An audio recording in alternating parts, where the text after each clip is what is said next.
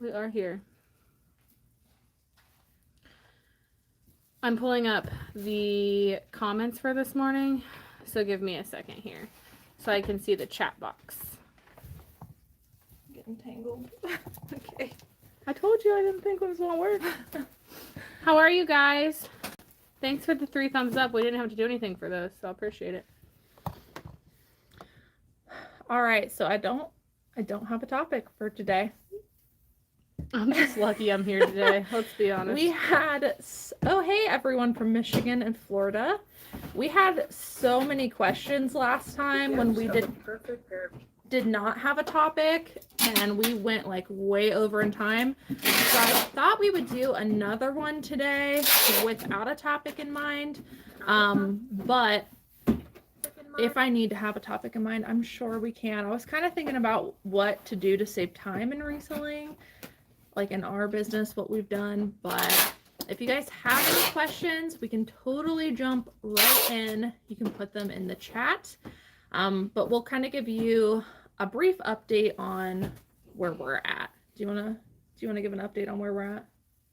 Maybe you shouldn't. I have no clue.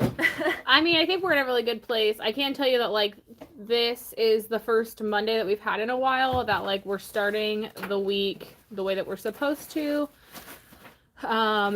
We have essentially all the normal tasks, nothing, like, weird or extra on the plate for today. So Hey, it'll be nice.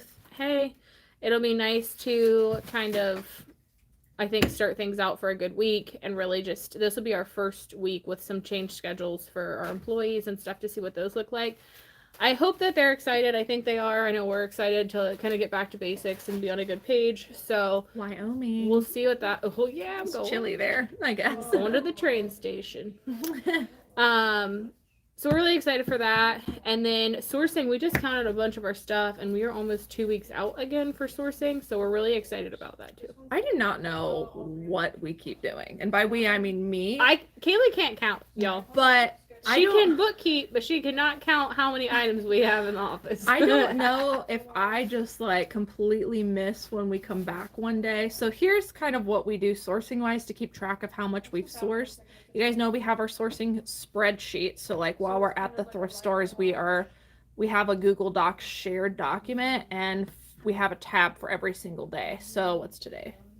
I think the last date we sourced was January 19th. So last Thursday, whoever sourced that day, no matter where we were at or if we were together, we were all putting our inventory that we were picking up on that spreadsheet in one place.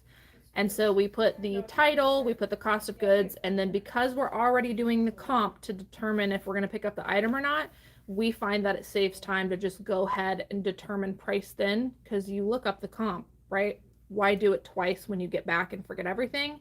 So we do spend the time to do that. So we've got our title, short title, like Eileen Fisher Pants, not the whole eBay title. Cost of goods, and then our pricing. And notes. Yes, and notes if there's like a flaw or anything, or if there's like a certain style or a keyword to add. But with that in mind, we come back. So that's already done by the time we come back to the office. And then we just kind of drag select and then take the count from the Google Sheets document. We add it to our board, and we have it calculated out like week by week. And we do have a goal in mind.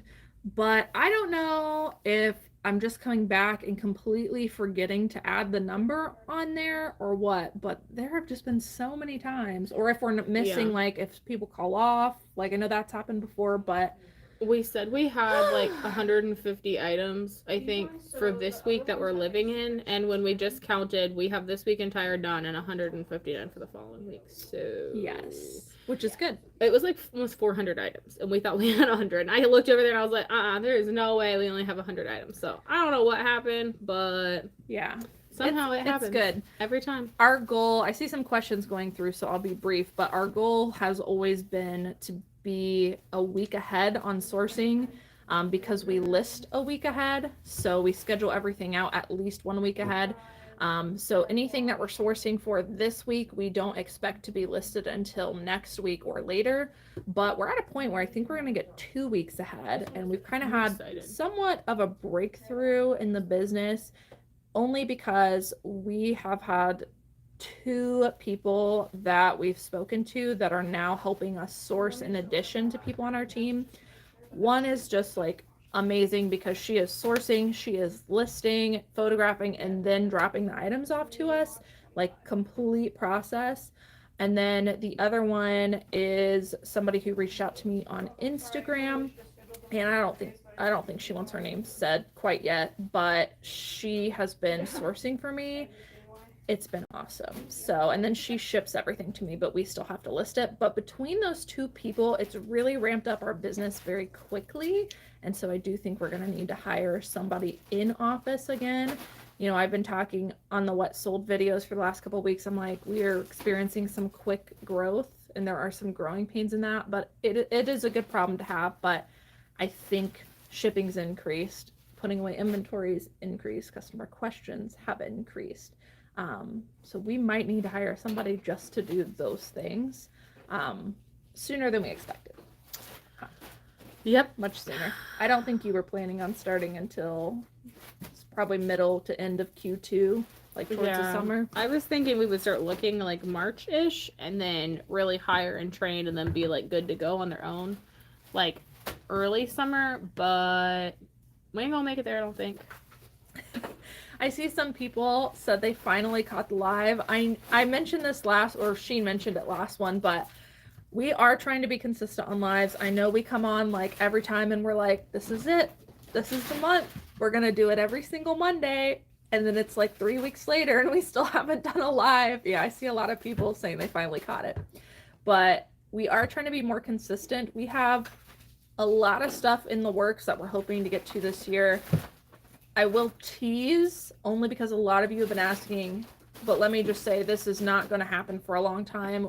We are starting to talk about coaching mentorship groups and or like singular sessions with people and having those for sale and working through coaching and what that's going to look like. But we are literally I know I've had so many people reach out to me. We are just now starting to talk about what that would look like.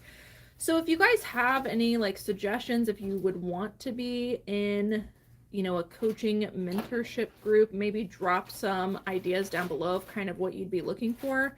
Right now in my mind, I think we are pressed for time.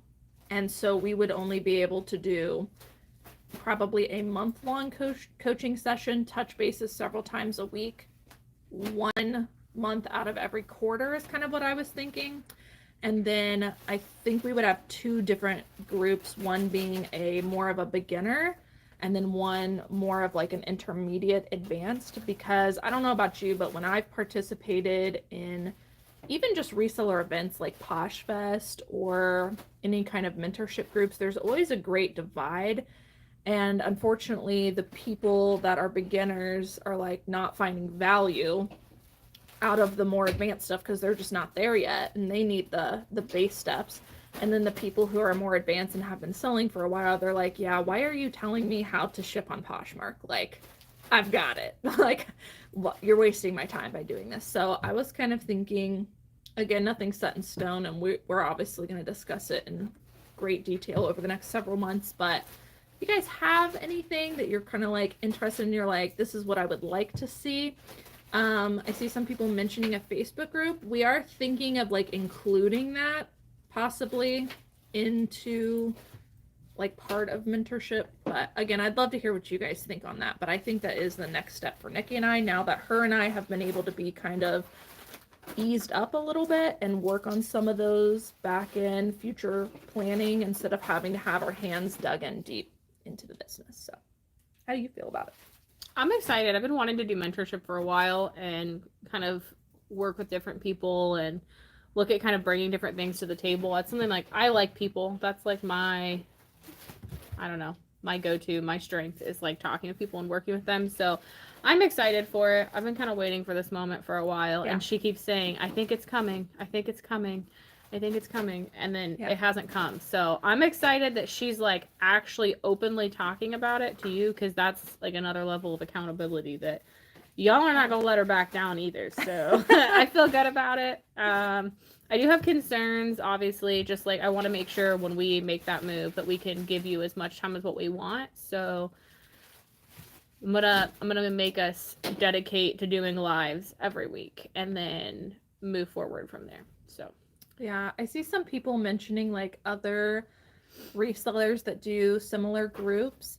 I do like, I think no matter what, everyone that does a reseller group is going to be somewhat similar. I, however, do not want to copy anything only because, and I say copy, but like obviously we're going to have a lot of similarities. A lot of things will be the same, but I do want to provide something different that you guys aren't getting through something else, because I do feel like there's things that, because I've been a part of them myself, ones that have stuff missing, or they, you know, they have this, but they don't have this. And I want to be able to provide what it is that is missing. So, all right. Should we jump into some questions? I saw a bunch. I saw one at the top like a while ago. I'm at the top. Okay.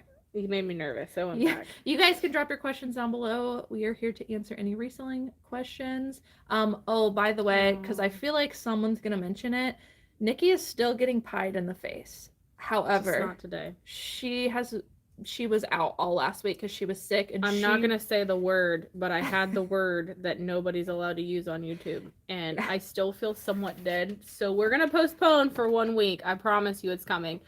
I swear. But I think I need 1 more week to maintain myself. Yeah. So we didn't feel it would be. I think she kind of felt bad for me. She's like, "You gonna come back, and I'm gonna pie you in the face," and I was like, "Just 1 week." So next week I will commit to it, but I'd like to be able to actually like breathe again legitimately before she covers my nostrils with a big thing of whipped cream.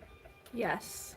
I will put it in the title when she gets pied in the face. So then the one that we do where she's going to get pied, I'll put it in there so nobody misses it. I see some comments about, thank you guys for your feedback on the mentorship groups. I will be honest with you, like it does cost in order for us to step back from the business and put that time in. And I don't know how much it's going to be yet. Some people, I have kind of a range in mind, and I feel like some people are going to be like, whoa. And then some people are going to be like, oh, I could make that money back just by being in the group within a week.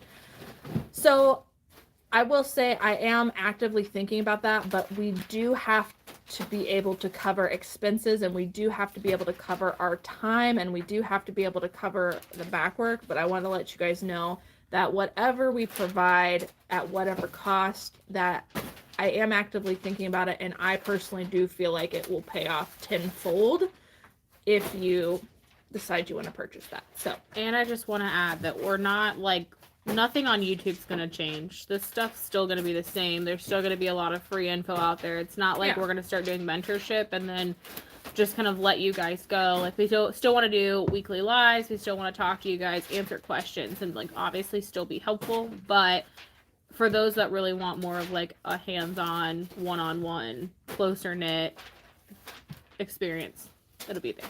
Yeah. All right, I'm cutting you off. Okay. We got to focus because we got a lot.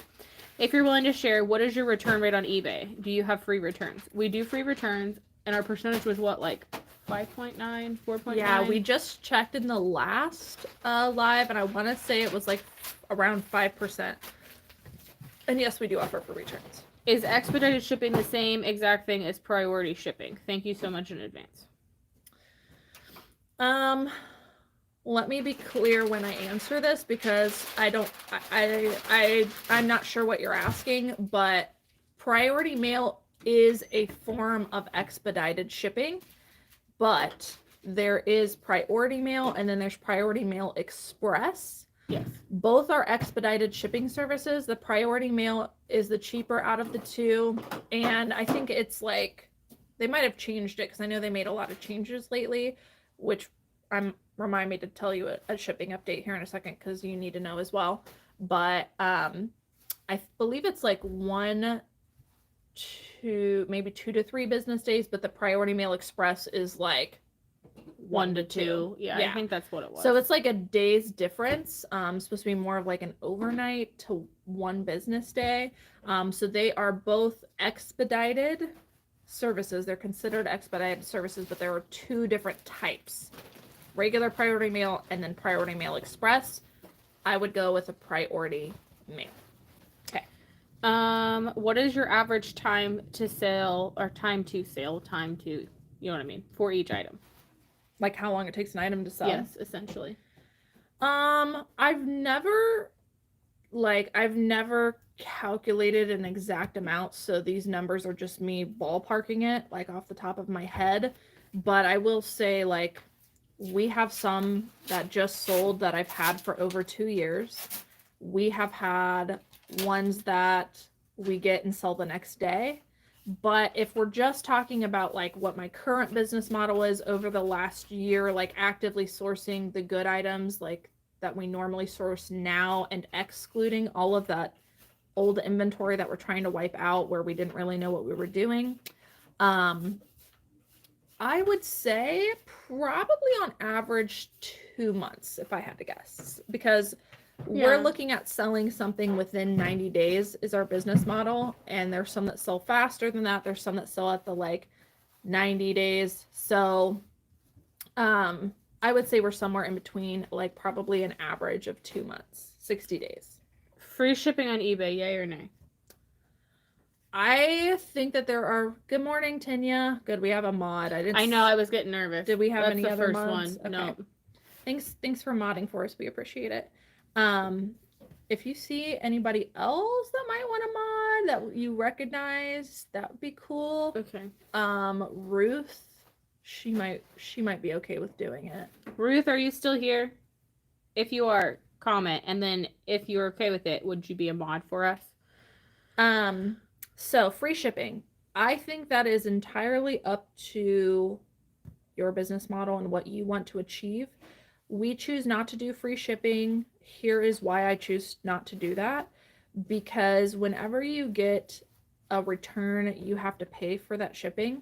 Whenever price increases happen with the post office, you're left with a decision that you're either going to have to increase all your prices with free shipping, or you can do what we do, which is just have calculated shipping. And then if you do that, like any postal increase is not going to matter because it'll carry along.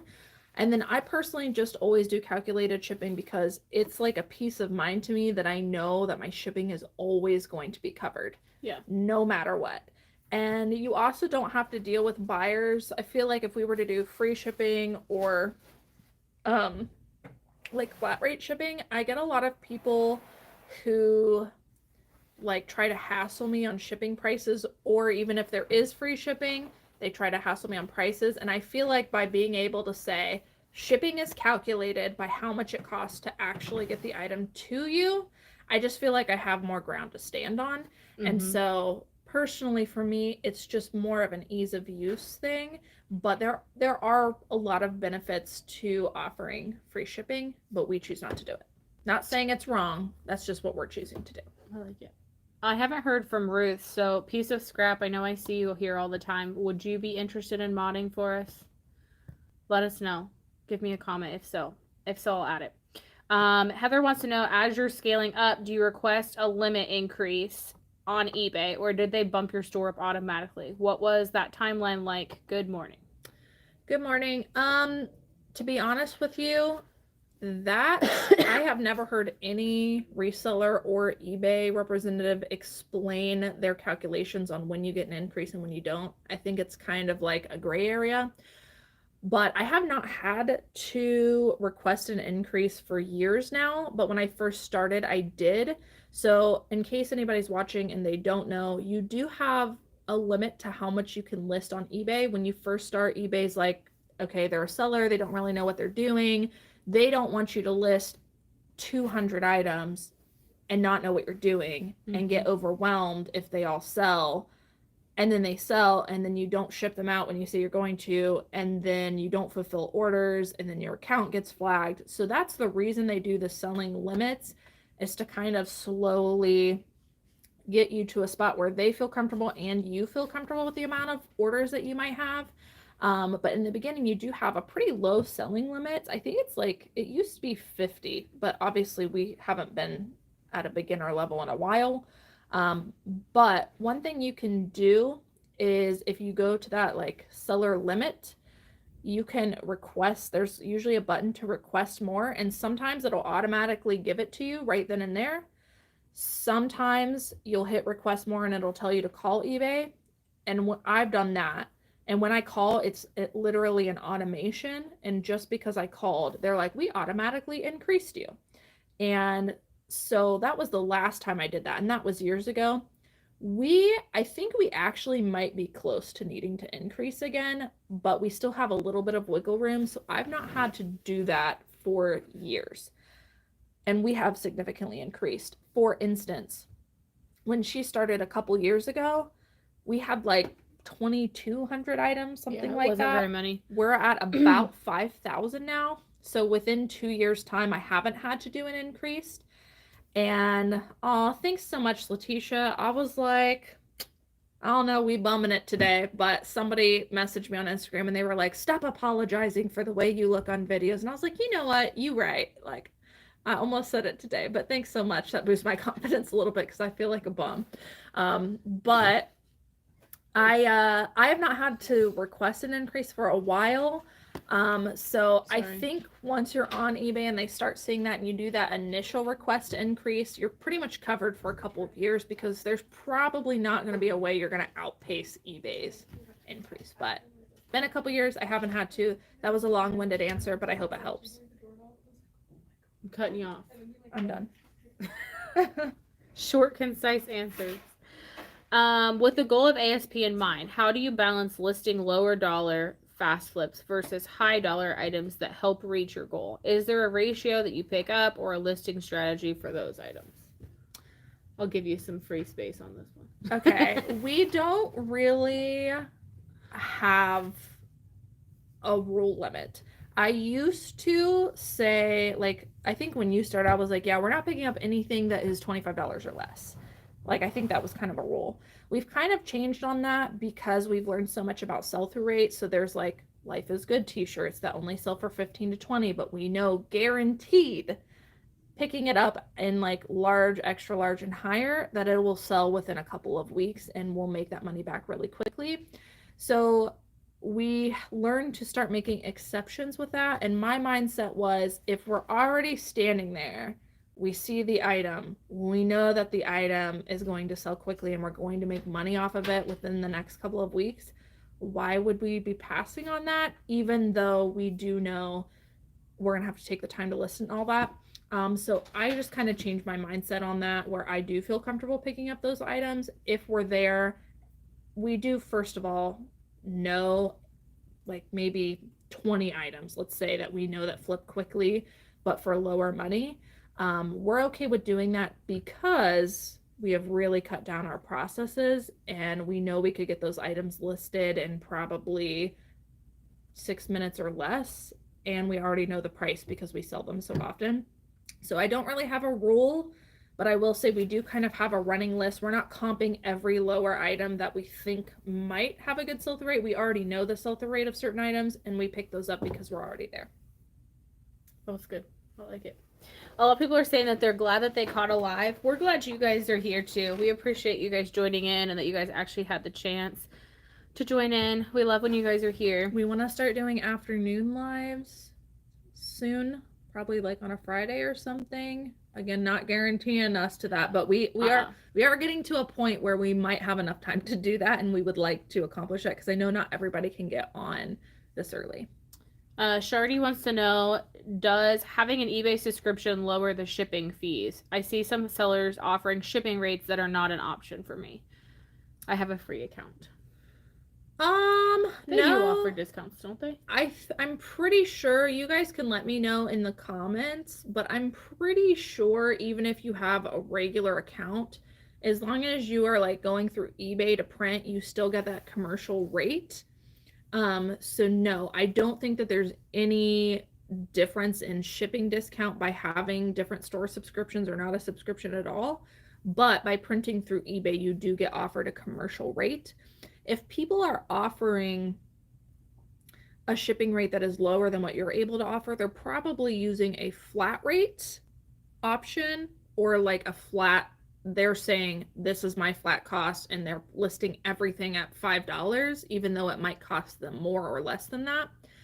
And then something else to keep in mind is if you live in California and you're doing calculated shipping, somebody on the East Coast is going to pay significantly more than a seller who might be living in the Midwest, if that makes sense. So the further you get from your buyers, the more they're going to have to pay in shipping. So there's a lot of factors there, but the reason it might be looking cheaper, there is a reason for it.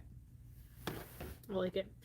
Nick, sorry that we kicked the Bills' butt yesterday, but I'm glad that your guy's getting better, and I'm really hoping we win the Super Bowl. We're going to do it. We're going to make it happen. I just hope both teams have fun. Well, the Bills already lost. They're not going any further. I don't watch She doesn't watch sports. football. I love the Bengals. Like, I don't know how you can be from Ohio and not. We have a Browns fan in office, which I think she's gone. Yeah. But she was wearing a brown shirt this morning. I told her she needed to get that crap off of her shirt. Just, obviously, given fun. But, yes, football is my favorite. Somebody also brought up a good point just regarding that last question, that some people also run like promotional discounts for shipping. We actually run one, which I kind of forgot about while answering that question, but some people also run promotions tied with shipping. For one of ours specifically, if someone buys 2 items or more from me, we do a flat rate of $10. Just flat rate. You buy 2 items, it's a flat rate of $2 or $10. So that might, thanks for that shout out. That's a good point. They might also be offering promotional shipping. A lot of people say that they would like a Facebook group, and they would like something that is month by monthly. Yeah, month by month. And then we talked about that question already. Sorry, I'm just reading through these. With this mentorship, will it up my Xbox game? No, probably not. Especially if I have to do any of this mentorship. I've never played on an Xbox in my life, so I can offer you no help there. I have a shopkeeper in town that says she has 10,000 name brand clothing she wants to sell me all at once. Any suggestions? Yes. Yes. You need to go look through some of these things, because here's my number one tip. We have people reach out to us all the time, and they'll say, I have some really great name brand stuff. I'll bring it all to you. And I've literally unloaded like 60 trash bags of clothes at the office, and then found out that like maybe 1 trash bag was worth it. And it is still free inventory. So generally, like, we take whatever and then we just donate the rest. But normally we're getting it for free. If she's wanting to sell it for you or sell it to you at 10,000 items, I would probably ask to look at that inventory and go like shop it, or offer like a really low price for all of it, knowing that you might get some stuff that isn't going to sell for as much. But I would definitely get a list of like what name brands there are first. Assuming that it's good and it's all stuff you want, I would still stick with like a really fair rate on it, because you're still going to have to put the time in to list it and work through it and photograph it.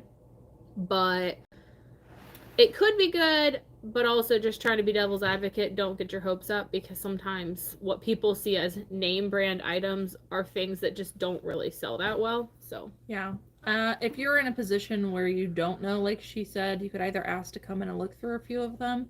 Also, if they haven't already said how much they're willing to sell them to you for, something I like to do when people reach out to us is I kind of put it back on them, and I'm like, hey, can you give me maybe a list of like 10 of these brands that you're talking about, and you can get an idea from that. And then price wise, I usually find it best, instead of saying, would you be willing to sell it to me for X amount, let's say $2 an item, or asking them exactly how much per piece you want, I always run with, what range are you willing to sell these items to me for? So like, then you give somebody the opportunity to give you minimum to maximum.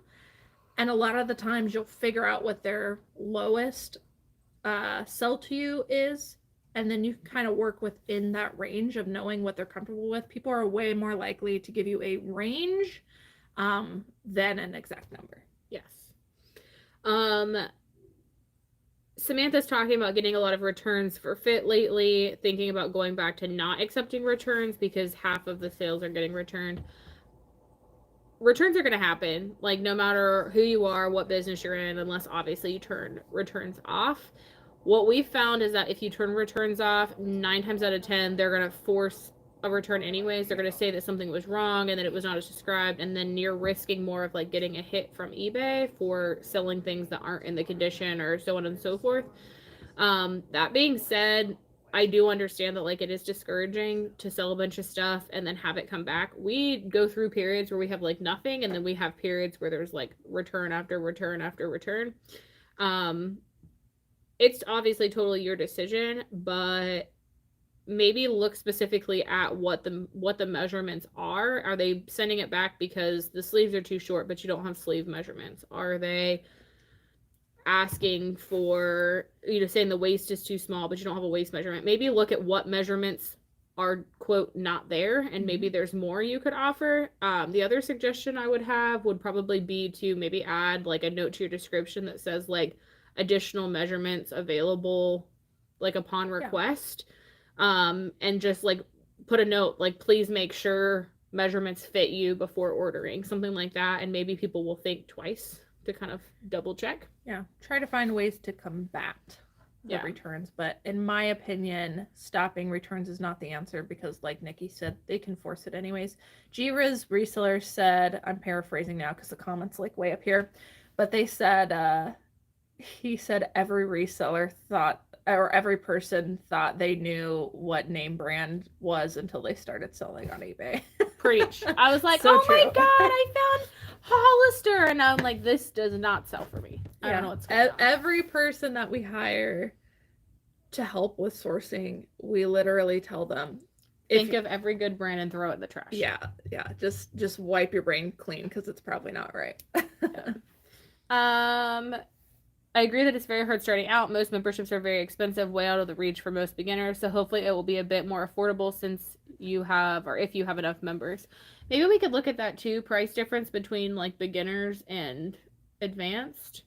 Just thinking like there's probably more, I don't know. I'm not going to say what crossed my mind. I'm going to veto what I just said because I was thinking advanced stuff would be more in depth, but I also feel like the beginners are going to need more help. That's true. So I don't feel like that would be fair. I was going to say originally if the advanced got more advanced level stuff that maybe it could be a little bit pricier and have more of like a beginner, but I can also see that we are probably going to have to hold hands with quite a bit of newbies, and that might take more time. I'm just being blunt that I don't see us being able to offer a month-long course that we have to do touch bases on every single week for very cheap, only because we would be doing it and taking ourselves away from the business.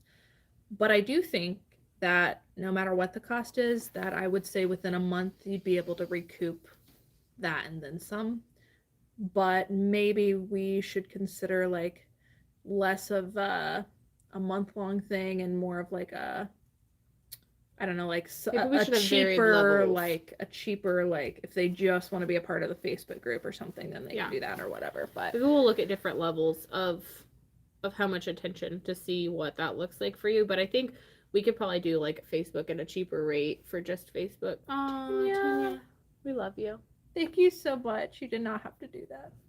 We'll use that to get lunch today. I'm going to use that to get all the whipped cream for my pie face for next week. Thank you for the super chat.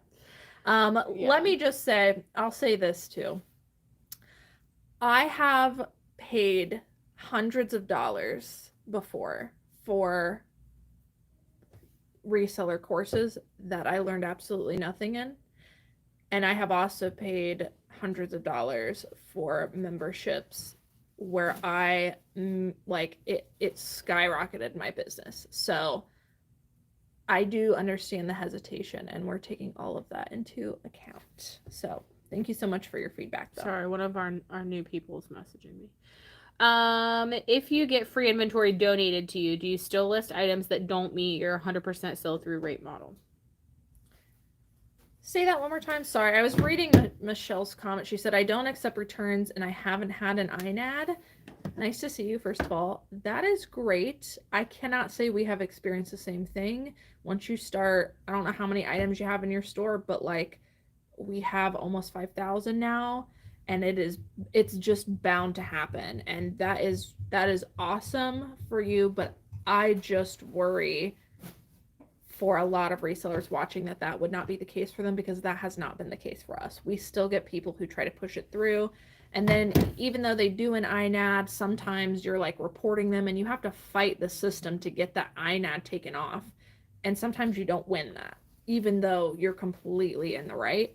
And after so many of those INADs, your account can get shut down. So because it is more likely that that's going to happen, we choose to go ahead and offer returns. Plus, I do find that buyers prefer shopping that way. We've kind of talked about it before. Yeah. You wouldn't buy something if you couldn't return it. So that is, you're lucky is all I'm going to say. I would find more often than not resellers are battling with that when they do free returns. So. Okay. What was the question? Sorry. If you get free inventory donated, I'm going to answer this. Do you still sell items that don't meet your 100% sell-through rate? So yes. Yes and no. If we got a bag of stuff that was dropped off, I would have to evaluate if we could quick sell. But it would have to be like 80, 90%, like still very close to being 100% sell-through rate for us to be willing to take the risk on it. If it's 100%, we might list things that, like Cayley said, are like $15 to $20 lesser than what we would typically want to pick stuff up for. But if it's free and we could make $15 on it, why wouldn't we do it? Thanks, Evelyn. Evelyn, thank you for the $10 super chat. Thing. Like every time they do it, I'm like, it's just not the like dolphins from Nurse Flippers. We need to find something. No. I'm literally hearing those dolphins after like 6 months. Like I literally laughed about that for so long. It was so catchy, but like it's so catchy it sticks with you. Thank you so much for the super chat. So yes, we do. Now we're gonna get chips and queso with our lunch. Yes. If it's free, we would list things that maybe weren't 100% sell-through rate, but we would have to feel like we could still sell them. Other stuff that we get, like if somebody gave me, I don't know, like an Old Navy pair of shorts that are an extra small, we're probably not going to waste our time on it, especially now with like in that transition. Like we probably wouldn't be able to sell them. If we did, we would probably pay more to pay our employees to list them and stuff than what we would. So those are things we'd probably donate. But there are things that we would risk it on, but it would have to be like 80 to 90% sell-through rate. We pretty much operate the same way that we would at a thrift store. Pretty much. Becky says, thanks for all the great content. Question for you. I cross-list all items on Poshmark and eBay. Same item, same listing details. Often items get lots of attention on Poshmark and Mercari, but crickets on eBay. Y'all, let me just be honest.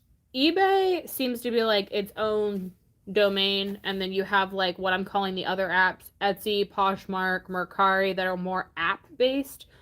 I've noticed that stuff that sells for us on like Poshmark or Mercari before, or Etsy or things like that, they almost have a different like structure to them as what eBay does. eBay for me comes off as like, this is just me, humor me, comes off as like more professional, like mature, more mature, more like actual like shoppy, like business shop, where Mercari, Poshmark comes more of like a generational, younger, app-based, just kind of throw your stuff up and sell it, and like it's a lot more streamlined.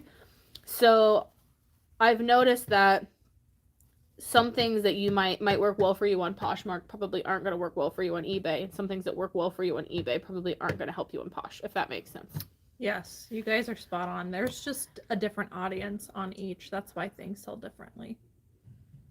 I would look at your listings, thoughts for that. I would look at your listings and just see if you're missing details, like additional things. The other thing to think of is if you're cross-posting, I don't know what order you're in, you didn't specify, but if you're cross-posting something from Posh to eBay, you're going to have a lot less details in it, where eBay has a lot more drop-downs, and I feel like the more drop-downs you fill out, the more likely people are to find your item and buy it.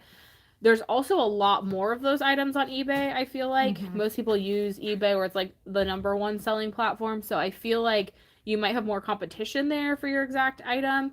But it could be the drop downs too. Are all your drop downs figured out? Do you have as much detail as eBay's asking for? Because you're also putting it on Poshmark and Mercari. They require a lot less. They do. You got to be careful when you cross post that you don't just. I'm only saying this because you said I leave it the exact same. You do have to like be careful about that, because even when we start a listing on eBay and we have all of the information, sometimes when you're cross posting, like I don't know if you're using a cross posting tool or whatever, or even if you're just copying and pasting, but like for instance, when we cross post from eBay to Poshmark, some of the brands are structured differently for drop downs and some of the sizes are structured differently for drop downs. For instance, a petite small, I might have this flipped, but humor me. A petite small on eBay is like PS, but when you cross post over to Poshmark, it's SP, or again, vice versa. Vice versa. But if you're just copying and pasting, or you're moving items over and you're not grabbing that drop down and changing it to what Poshmark considers recognizable. Yeah, recognizable sizes, then your items are getting lost. And they're only going to be found through search and not drop down. So you could be excluding half of your customer base who does search by like filters if you're not selecting the correct, I'm trying to think, format. That's a good word. If you're not selecting the correct format in a drop down. So something to keep in mind when you guys are cross posting. I noticed in your recent haul video you said you don't separate the words Nike and Air so it won't get flagged. Is that a new Vero? I don't know that it's a Vero necessarily, but if you have more than one brand in your title, that's what flags it. So Cole Haan has like a collaboration with Nike Air soles, and if you do Cole Haan Nike space Air, it does flag, and it's like you can't list more, this can't be two brands, like it just flags it. So a way I have found to get around that is by just doing all one word Nike Air, and it doesn't flag it. That's more so what I was talking about. I don't think it's necessarily on the Vero list because it's a true item, but it does flag if you've got more than one brand listed in your title. Tatiana wants to know about items that are marked $3 to $4 on Poshmark. We do have some of those in our store. Those are items we've had for a long time that we've continuously discounted. Most of those are items that we wouldn't pick up again, but it does give us a chance if we sell it for $3 to $4 to at least cover some of the money that we've put into it. I will tell you, I did find out with us using Posher VA, once you get to $2, it changes those to not for sale rather than just being like $2. You can't lower it lower than that. I think once you try might be when that conversion happens. So we had a bunch of items listed that just weren't for sale, and I listed them back for sale for like $10 and they sold. So I don't know what happened, but it happened. I think for us, we're just trying to clear those out, make room to get rid of them. We could donate them or we could sell them for $4. So why wouldn't we just sell them for $4 and make something on them versus being for free? We do need to come up with a process once they hit a certain time frame or once they hit a certain dollar amount. We do need to figure out how to pull, like, what that threshold is and pull them. We just have not had the time to sit down and discuss that yet, which maybe we will today. But we do intend, probably once they hit $5, like, we should probably just pull them. But we just have not taken the time to do that yet. Good morning, everybody. Yellow Brick Road said, I'll do free shipping when the post office gives me free shipping. True dat. Yes. Oh, post office. I already forgot. Speaking of, did you guys see the article? They dropped regional rates. Like pricing? Pricing, boxes, they're starting to take them off the website. Yeah. So if you have any regional rate boxes, regional A's or regional B's, start using. Then you can no longer use them. There's no option anymore. Oh, I thought you meant they were giving you discounts. No, you cannot use them anymore for regional. Like, that option's gone. But, and we did confirm this with our postmaster, you can still use those boxes. It's just going to be like a regular priority box by weight and distance now. So if you've got them, you can still use them, but they are no longer going to give you a regional rate. And this was last week, but you're still able to order the boxes until they run out off of their website.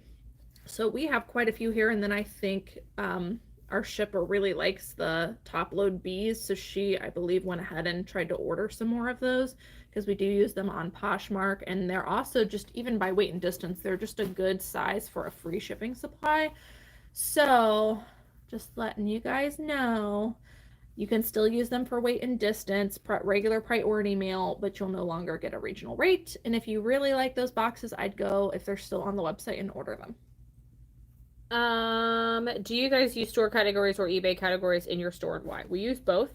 We use, obviously, eBay categories are still there regardless, but we also do store categories on top. We just do like men's, women's, kids, and home, I think is what we have ours limited to. It used to be very specific for us. We did like shirts, pants, like men's shirts, men's pants, men's jeans, and then it was just very complicated. So we went more streamlined and went to just men's, women's, kids, and home or other. I think we have two. You don't have to have eBay store categories, but if there's probably very few of my like followers who shop my store by actually going to my store, but we do have some. So the reason we choose to have those categories is to make it easier for those shoppers.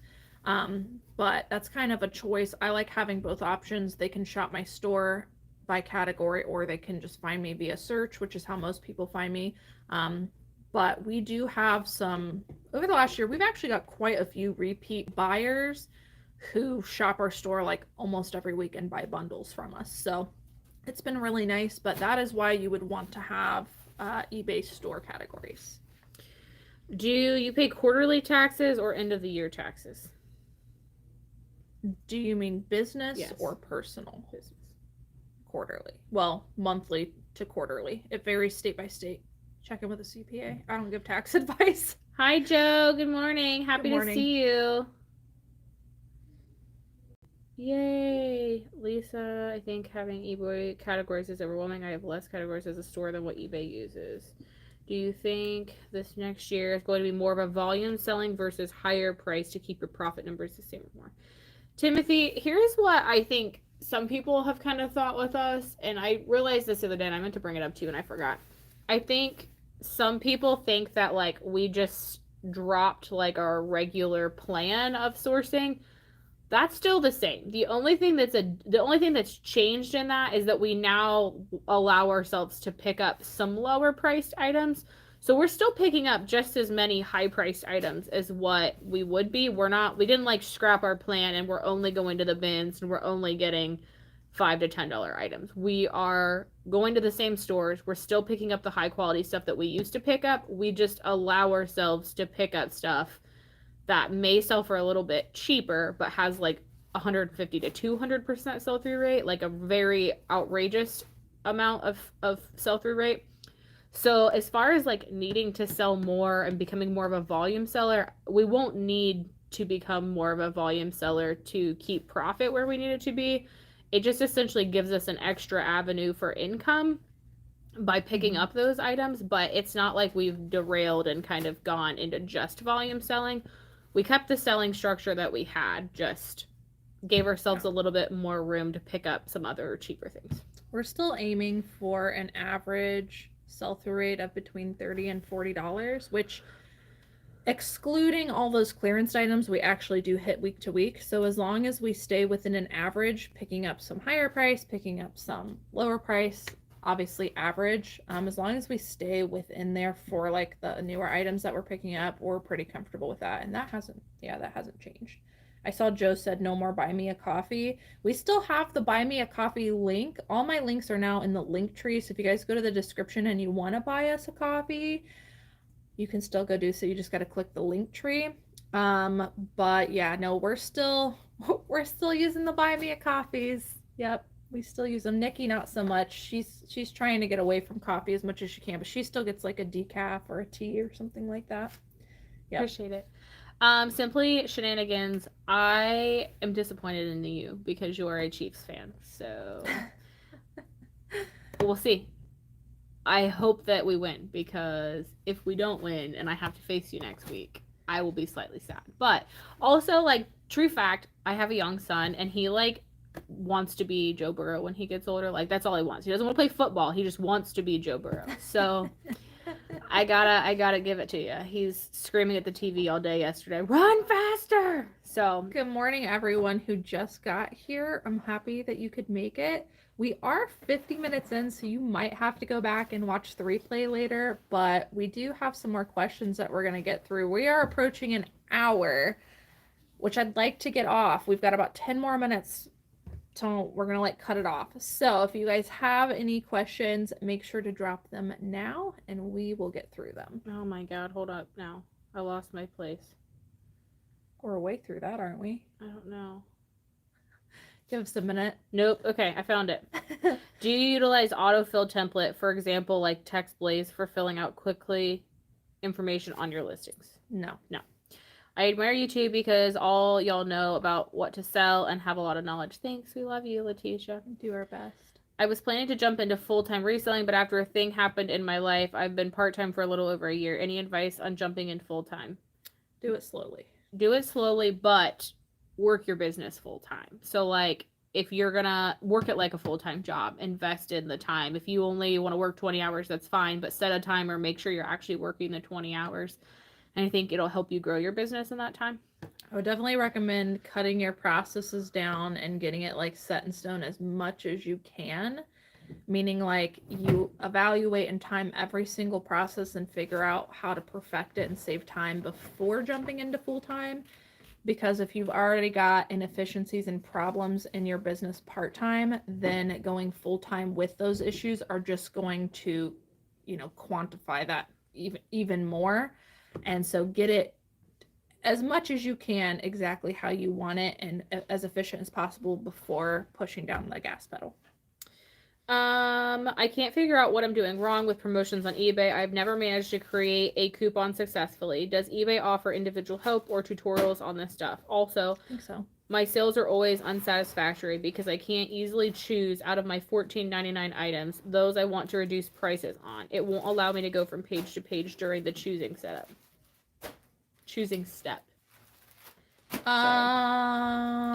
You can. I'm not sure if you're still talking about eBay promotions when you're talking about choosing, but there are ways to filter, and you should be able to go page to page. We just do a blanket promotion, so honestly everything's promoted and I just don't really touch it, but there should be a way for you to choose it. The coupon thing, to me is pretty simple, but yes, eBay has tutorials on everything that you could do. They have something called an eBay school. If you just go to Google and type how to create a coupon on eBay, there'll be eBay links. Click into those. I'm sure they have tutorials for it. What do you do if you can't find any comps? Sometimes I search and it appears there's none listed and none sold or only one or two. What's your thoughts? And then I'll tell them my thoughts. My thoughts are either A, you're being too specific and need to back up the search a little bit and be more generic to find the information, or B, it's just like an oddball item. I had that, for instance, I found a pair of designer pants the other day. I don't remember the brand, but I searched it. None were on eBay, none sold within the last 90 days. But then I went on to Google and I typed that brand and then went to shopping and realized that it was like a $500 designer item. And I chose to take a chance on selling that. But if I were to do that and it was like an item that brand new sells for 20 to 25 bucks, then I'd obviously leave that behind. So we do take chances sometimes on stuff we can't find the information for. But it is also possible that you're just being too specific in search. What do you think? Yeah, I know that's exactly what I was going to say. I came across some Rowan clothing and I'd never heard of it. I came across like an entire stash and had no clue, and there were no comps at the time, and I was like, I just feel like these are so good. So I generically like Google shopping, looked them up, and realized that brand new they were like $300 to $400. Some of them were. Some of the pants I had, and they were new with tags. So I was like, this is worth risking it. Even if I only end up selling them for $100, I'm paying $5 for them. I could take a significant loss if I had to over time. Yeah. And it would still be worth it. But sometimes it's just because it's like a foreign brand that's not recognized. I don't know how to say that nicely, but that's my nice attempt. That maybe it just isn't recognized. I felt some really nice stuff. Like, I thought it was really high quality just based on like the texture and the fabric and whatever, and then it ended up not being. So yeah. Gee Whiz brings up a good point. Returns are also an opportunity for repeat customers. So that's true. If you don't accept returns and the buyer doesn't like something from you, are they going to buy from you again? Probably not. Maybe if they don't feel like it's your fault. But I feel like once a buyer gets burnt on something, it's kind of hard to get them to want to shop with you again. So that's a good call out. And we're never, anything that we recommend, we're never saying that it can't work for somebody else. You got to do what works best for your business. All we want to share is what's working for us, and why we think it's working. But if we were in a different situation, maybe we would do free shipping or we wouldn't offer returns. But right now, where we're currently at, that's what's working best for us. Letitia, I think they do give you the option either way, just because they don't technically, you don't have to allow returns, but I think the point is that they have like clauses. You don't have to accept returns, and they will allow you to not accept returns, but if XYZ happens, then they can allow the return because of that. I think that's also to like help protect the buyers rather than like saying, I'm not saying this is you, so just humor me here. But as a seller, you say that you're shipping an orange shirt, right? So you ship them a shirt, well, all of a sudden the shirt is yellow. It's not orange. It's not remotely close. And now the buyer's like, this isn't what I wanted. Like, it also wants to protect the buyer and give them that opportunity as well to say that it wasn't what it was expected. And I think sometimes eBay's stuck in the middle, and they're a neutral party. They don't know what's going on.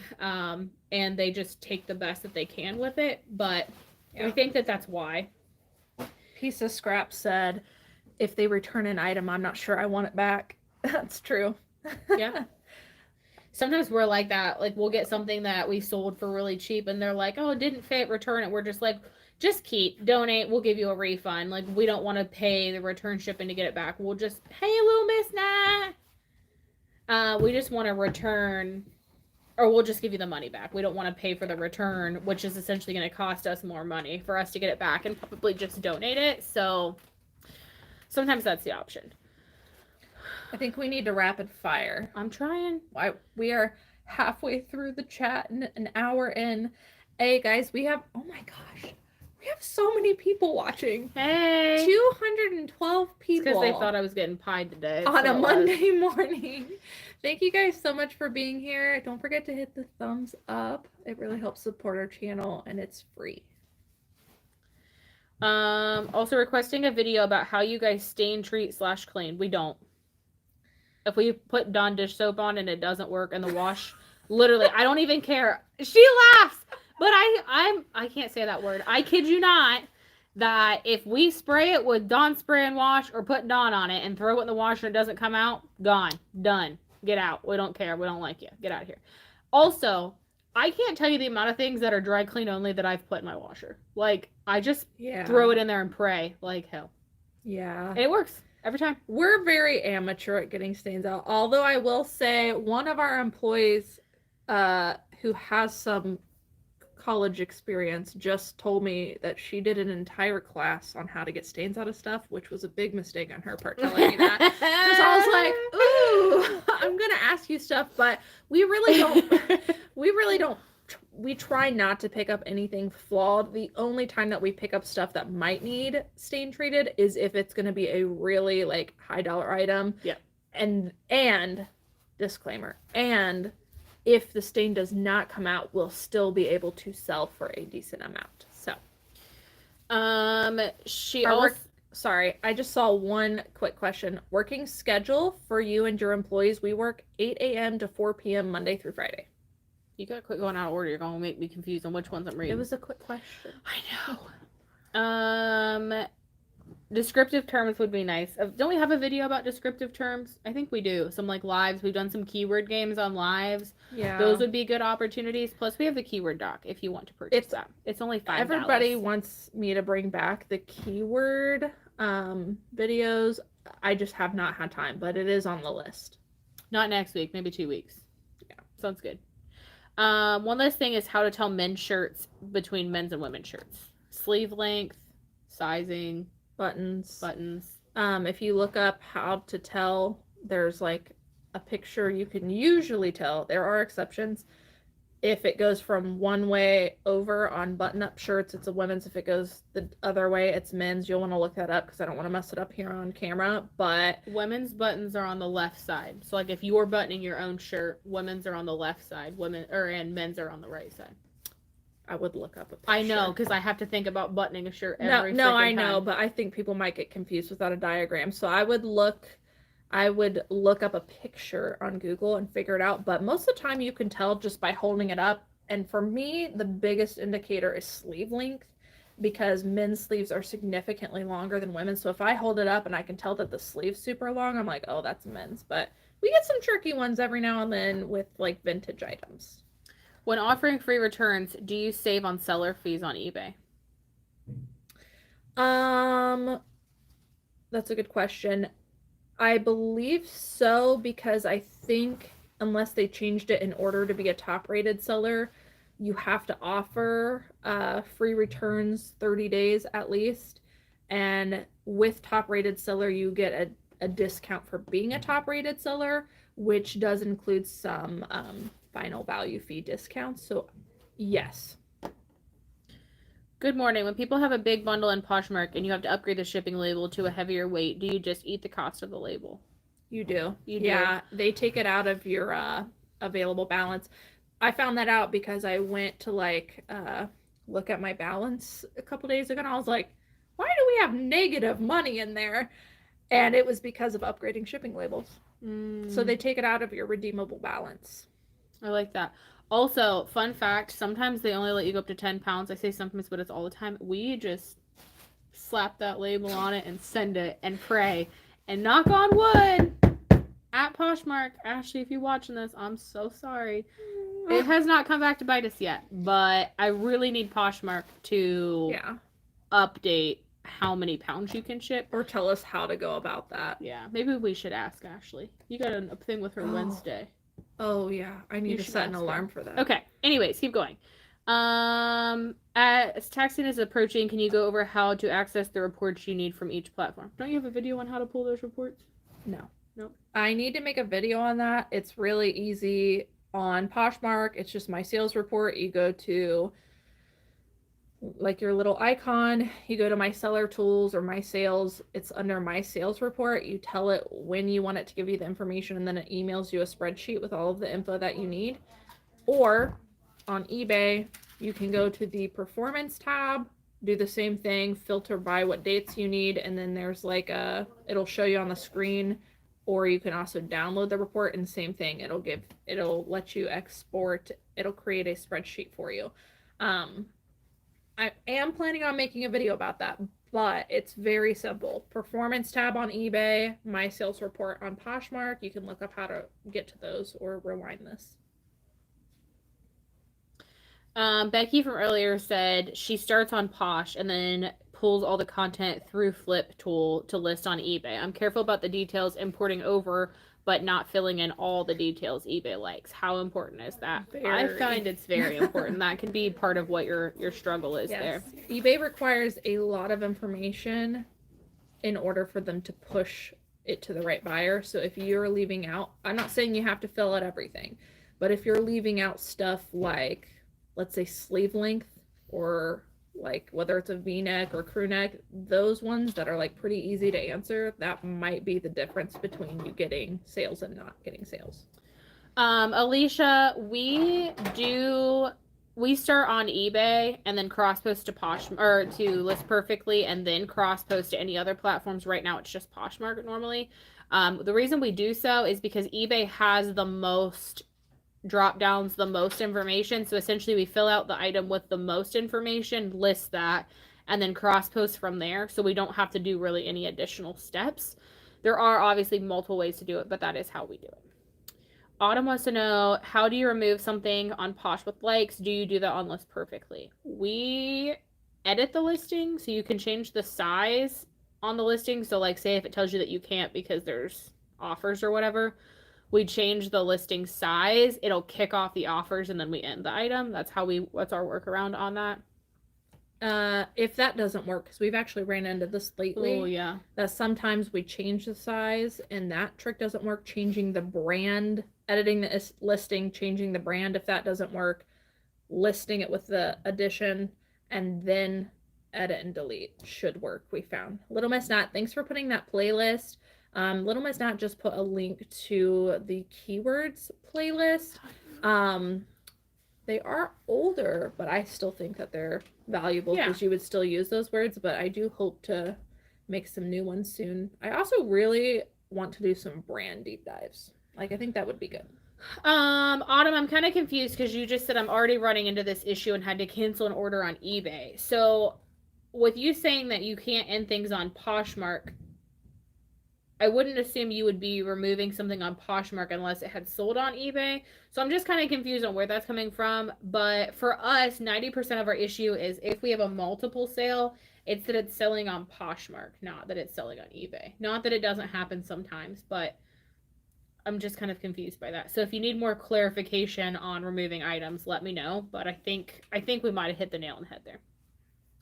Shayna said, I've never thought about splitting the bundle into two. Some people who are over the 10 pounds split the bundle into two different bundles and give them free shipping on one.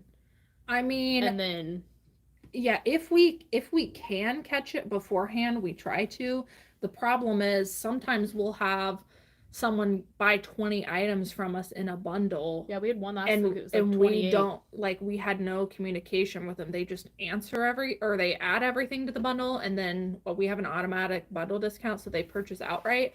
I can't do anything at that point because I'm not going to create another listing and hassle with Poshmark and like cancel the order. Like, in my opinion, Poshmark needs to fix that. But we almost never mind. We send it and it has not kicked us back. In most cases, if you've got a bundle, you can upgrade to 10 pounds and you do pay the difference. But most of the time, anyone's shipping out a bundle, unless you've got a massive bundle like we've had lately, you're going to be able to get it there in under 10 pounds. So, what about listing it as Nike Air X Cole Haan? Do you know if eBay is hip enough to recognize collabs? I've done collabs and I haven't had it flagged, but I've never tried the Nike Air and Cole Haan. That's true, because we have done collabs before, but I don't know. We might have to try it. We might have to try that. It might just be like a Nike thing. Nicole, let us know. I'm curious now. How do you keep track of your spend per item? We have spreadsheets. We put it in the SKUs. We track. We do what sold. Yeah. When we're at the thrift store, we're entering our cost of goods into that spreadsheet we talked about at the beginning of this video. I keep my receipt.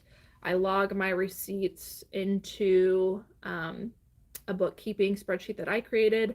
And then in addition to that, we also track individual cost of goods because we put the individual cost of goods from our sourcing spreadsheet into our SKUs on the actual listing itself. That way we know individually how much we paid for it.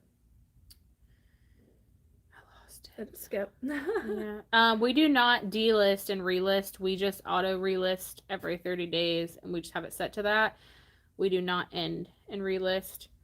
Do you have suggestions on how to schedule eBay listings more than 3 weeks out?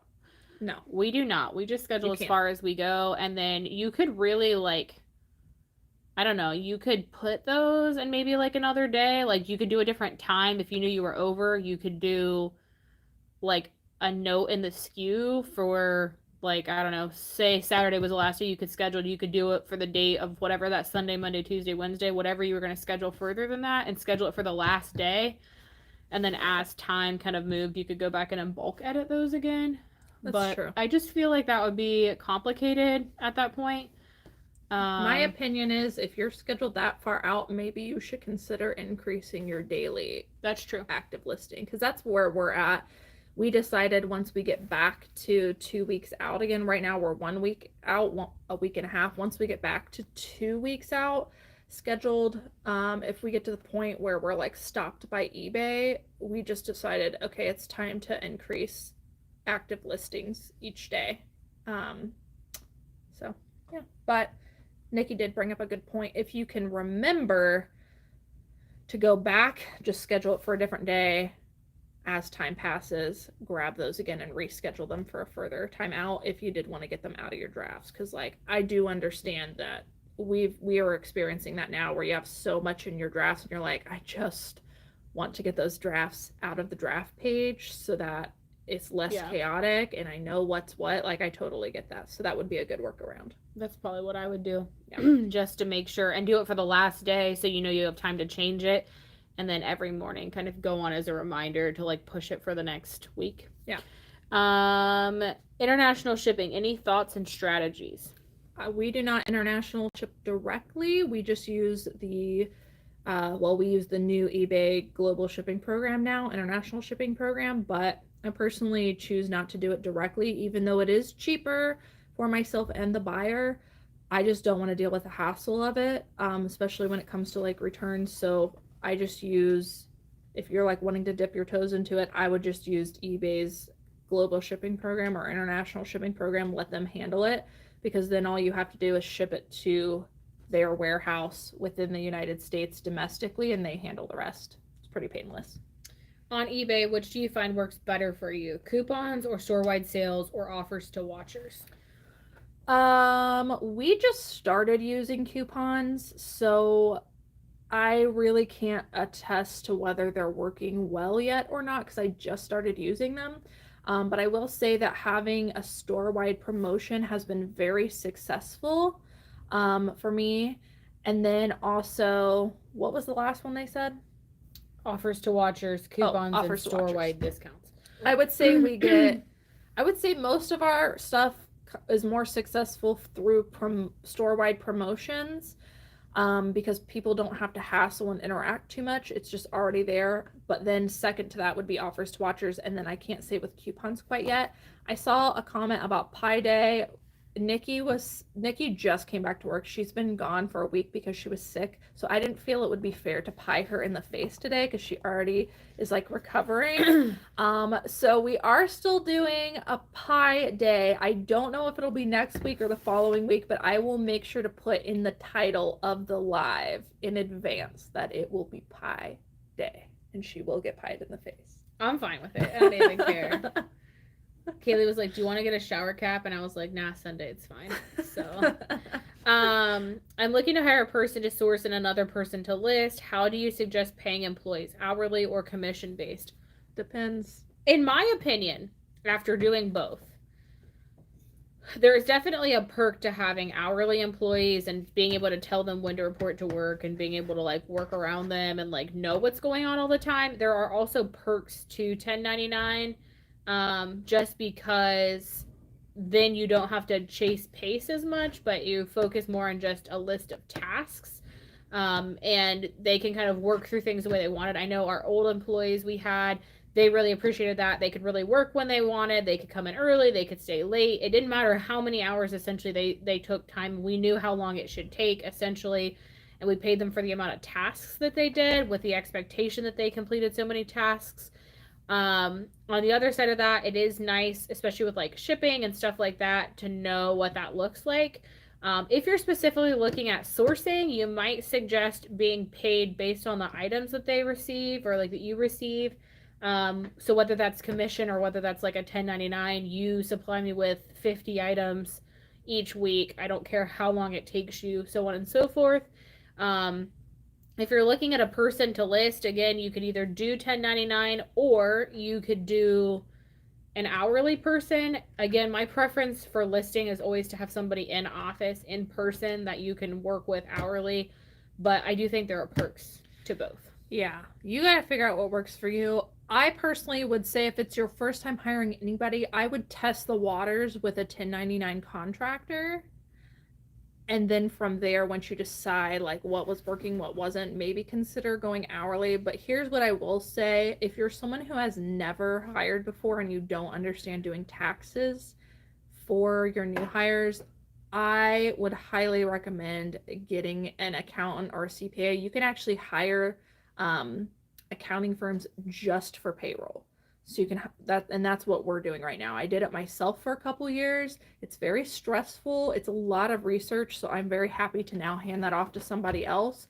But I would definitely say from the get-go, if you're going to hire hourly employees, you do have to consider that you're going to have to handle their taxes too, remit them for them and all that. So I would definitely recommend going with a payroll company or whatever that looks like. Someone else can set it up for you and it's relatively cheap, but it's going to be so much less of a headache if you start off using that from an hourly employee. But I would say if you're just somebody hiring, like maybe test the waters with a 1099 contractor.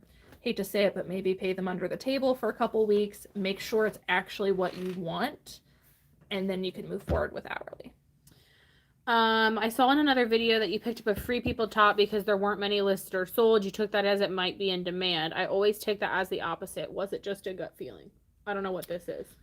I mean, I guess my brain just processed that based on data. Like if there's not a lot listed, because you would think if something wasn't in demand that there would be a lot listed, because people wouldn't want it, so they would donate it. Resellers would find it, so they would list it, and then they'd be sitting there inactive. So I guess my brain just processed that is there's not a lot in abundance out in the wild, which therefore means people are keeping them, or there was less produced. So I just took that to mean it was more of a rare find, and maybe I'll be wrong about that, but that's just kind of how I thought about it.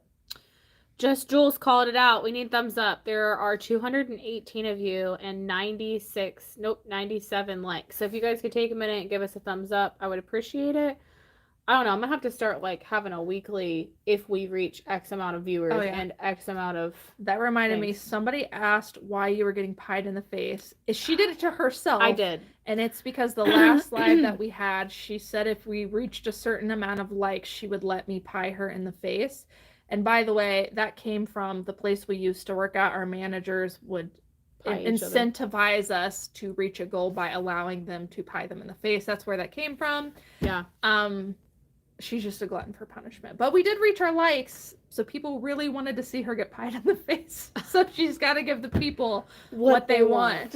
No, we'll have to have like, I don't know, a next tier, like 250 maybe. We get 250. I don't know. Send me your suggestions, but we'll go from there. I'm sorry. I have some other random comments. I think probably next week. I can't confirm for sure, but I feel pretty confident that it'll be next week. I was fully committed to doing it still. Like I would have done it, but it wouldn't have been a good day. No. So it's just gonna be whipped cream pie, FYI. I'm not really like ruining a legitimate pie because I would feel bad and I'd rather eat it. So everyone have a blessed day. Gotta start my Uber shift. Bye, G-Wiz. Bye. Throw it in and pray. You're right. That's what I do. Try to wash something, throw it in and pray. It doesn't shrink, it doesn't have marks, and the stains come out. Perfect, right? Yeah. Little Miss Nat says green bottle stain treatment from the Dollar Tree works really well. Might have to try that. Yeah. Left button women's, right button is men's. Good call. This is the last call for questions because we are going through them and then we hop it off. So if you've got any questions, comments, concerns, put them down below.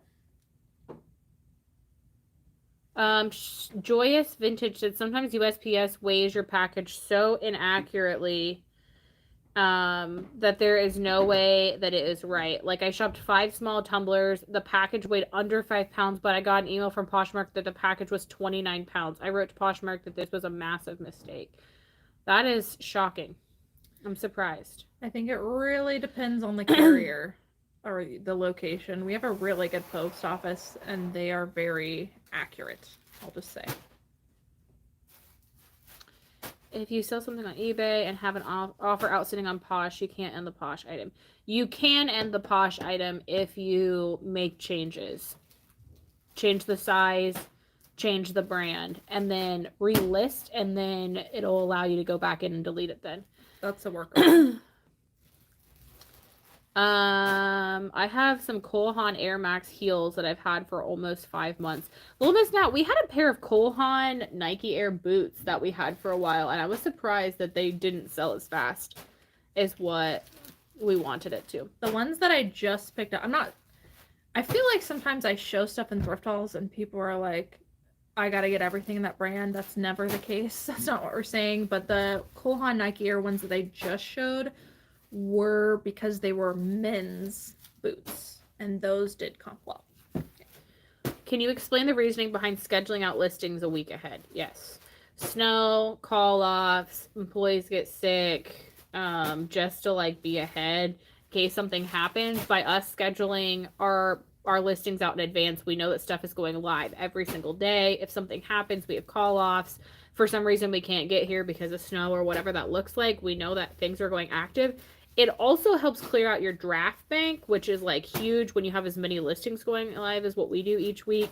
You can schedule them out and it pulls them out of drafts. Right now for us, if we list anything in drafts and it stays there for more than about the 3-week timeline, the photos tend to go corrupt because they've been there like lingering too long. So by us transferring those to scheduled, we don't have to worry about the photos anymore. So it's kind of our few main reasons why we do it. Yeah, and think about that. Even if you don't have employees and you're just an individual doing it, if you don't want to work weekends, but you want your business consistently listing every day, but you don't want to work at all on the weekends, then Saturday and Sunday schedule listings. And to eBay, it seems like you're actively working and setting stuff live for your customers, but you don't have to work that day. So it just gives you, I guess, time off essentially, and it eases the concern. Plus for us, I can't even imagine going back to working in the same week. Like I just can't even imagine doing that because it takes a lot of pressure off of you if you know that your business is covered for the next week and then some. It was very stressful. Yeah, it gets stressful. So we work a week ahead for that reason. I don't miss that. No. Like 10 out of 10 do not recommend. Yeah. If eBay only allows new sellers 10 items, would you recommend listing all 10 items to start, or would you rather work up essentially to the 10 items? I'm kind of paraphrasing that in what I thought she was asking. I would list whatever you're comfortable doing on a consistent daily basis. If you're not capable of listing 10 items a day and you just want to do one a day, as soon as you reach that limit, call eBay and ask if they will increase you. More than likely, they're going to automatically increase you, but the worst thing they can do is say no. And then you can say, hey, what can I do to get that limit increased?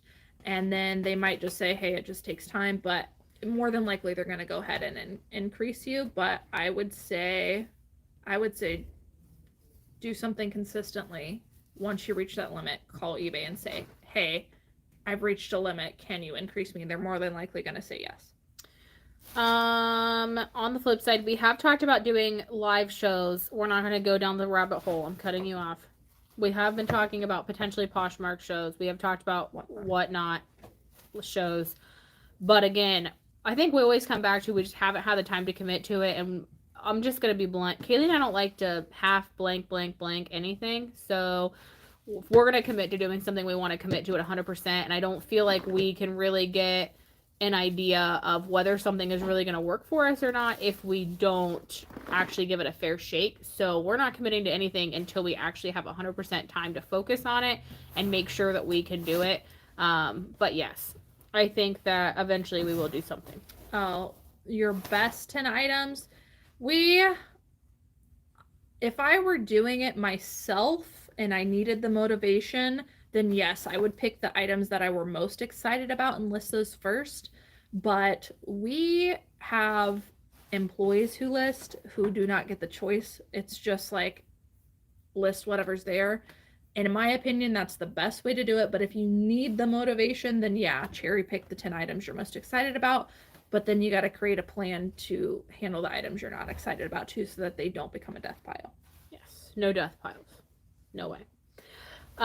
Michelle brings up a good point that you can go to small business associations or also your local chamber of commerce to get help with some of the like starting business stuff. Good. Yeah.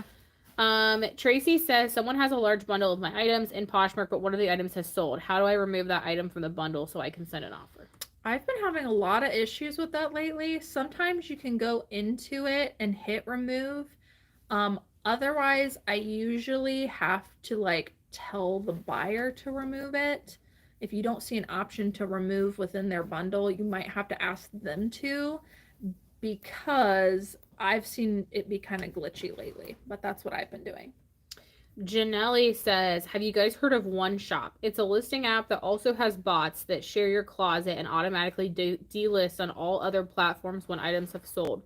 It also lets you schedule on eBay for free a month ahead and lets you cross list from your phone. It's totally changed my business. I have not heard about that. No. I have not either. I might need to look into that.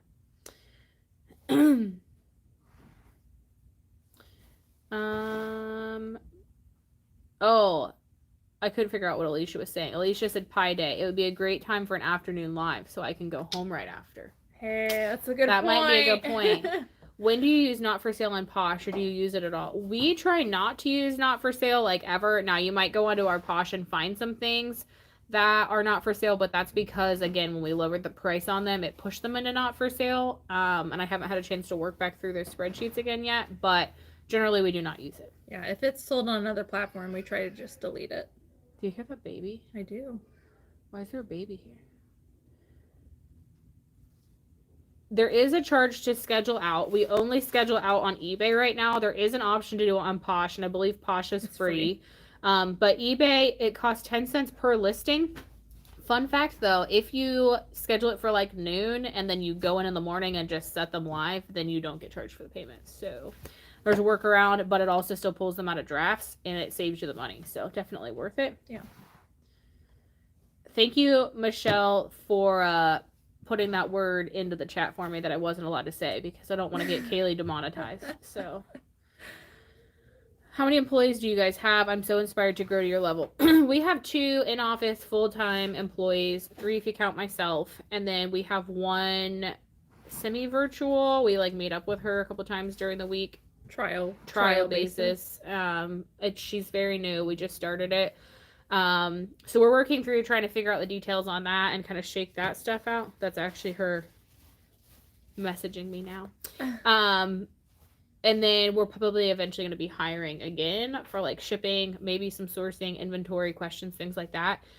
So right now there are a total of 5 of us, including Cayley and myself. Yes. Not a question. That's okay. I like questions.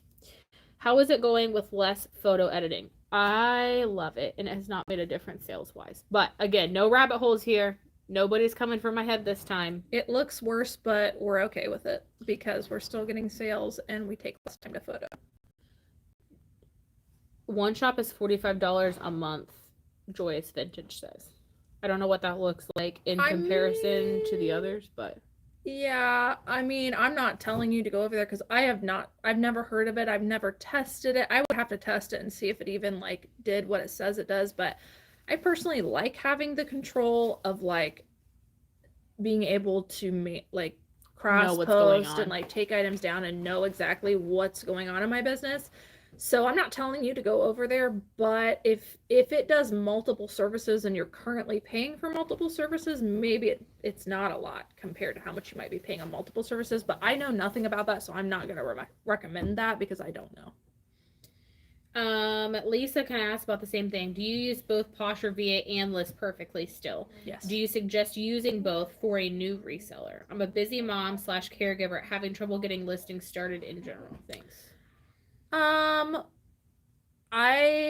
So List Perfectly I would not use unless you are ready to cross post, and I don't recommend cross posting and starting a new platform until you fully feel good about one, because I think it becomes chaotic, muddled, and overwhelming. So I would say maybe hold off on List Perfectly until you're good, you understand the platform that you're on, and then you're ready to, and then try List Perfectly. Posh or VA, if you're already on Poshmark, it's a lifesaver because it shares your items for you. You can use it to drop prices, and it's relatively cheap. It's $25 a month. Your first month will be cheaper if you use my code in the Linktree. And they also do a 2-week trial period now. instead of just a 1 week where they don't even require your credit card. So if you want to go to the link tree in the description and try out that trial period to kind of see if it would be beneficial to you. But we schedule shares every day, and it's, to me, super beneficial. And if I were solo, I would definitely use Posture VA. But even though I am an affiliate for List Perfectly, and I would like you to sign up for it, I do caution people that if you're not ready to cross post on another platform, that I would hold off on that. But Posture VA, I think you definitely like.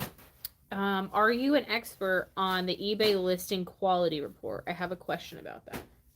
I wouldn't call myself an expert, but I have looked into it for our own business and have looked at it from time to time. I'm sad they're getting rid of it. I don't know what your question is, Restyle Secrets, but you can ask and we can tell you if we can answer it or not. But she is going to be the last question. So if you guys, before you leave, could give us a thumbs up, I would appreciate you. 130 thumbs up. That's good. Yeah. Not the 150 from last week that got me pied in the face, but we're making amends here. I'm going to give her a second and see if Restyle Secrets adds that question. If not, Restyle Secrets, and we go ahead and end the live, you can still drop it in the comments after, and then once the video like gets published, and then we can answer that for you or try to, or let you know if we don't know how to answer it. But I'm going to give you another minute to see if you're still here. I felt like that was pretty new, so. Aw, thanks, Lexi. Oh, she says there is a column called number of keywords in title. Some of mine say 3 or 4. Which words are they?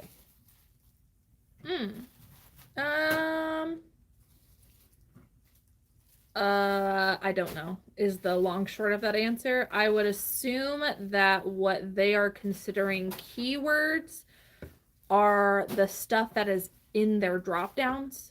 Maybe. That they're flagging as keywords. I'm only saying that because I have seen in the past they were like beta testing, and sometimes I even now see it with the old listing tool. When you would get down to the price area, it would suggest some keywords for you.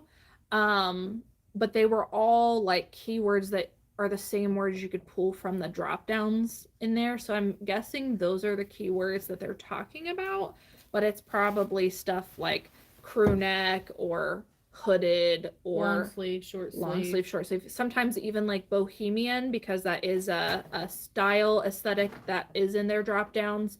Hippie, outdoor, things like that. So I'm going to guess it's the same kind of stuff that is in the drop downs, but I honestly do not know, but that would be my guess. Yeah. All right, well, this is where we're going to cut it off. Done? We've got some team meetings. We will see you guys next Monday. I'm making it happen. Okay. Bye. Bye.